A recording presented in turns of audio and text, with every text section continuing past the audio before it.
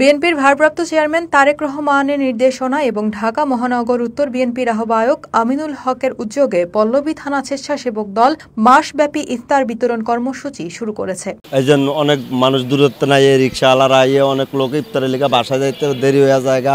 অনেক লোক মনে করেন ইফতারের সময় আল্লাহর রহমতে এনে তেরফল তুরফল বিছায় বহুত লোক আয়োজন হয়। সোমবার ছিল এই কার্যক্রমের নবম দিন। এদিন রাজধানীর পল্লবীতে মিরপুর 10 নম্বর মেট্রো স্টেশনের পাশে ইফতার বিতরণ করেন বৃহত্তর পল্লবী থানা স্বেচ্ছাসেবক দলের আহ্বায়ক প্রার্থী মেহেদী হাসান বাবু। এই প্রথম আমরা সবাই একসাথে ইফতার করতে পারছি দীর্ঘ 16 বছর পর। সেই জন্য মহান রাব্বুল আলামিনের কাছে লক্ষ কোটি শুকরিয়া। আসলে ইফতারের আয়োজনের মূল উদ্যোক্তা আমাদের ঢাকা 16 আসনের সকলের নয়নের মণি, মাটি ও মানুষের নেতা, জননেতা জনাব আমিনুল হক ভাই।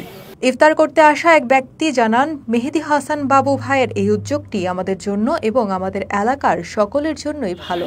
না, চমৎকার, এটা খুবই সুন্দর এবং মহৎ উদ্যোক্তা। এটা তার অত্যন্ত চমৎকার যে সিয়াম সাধনার মাধ্যমে যে আমরা ইফতার করি, ইফতার তার যে ইফতার করতেছে এটা তার মহৎ উদ্যোগ। এই উদ্যোগকে আমরা স্বাগত জানাই।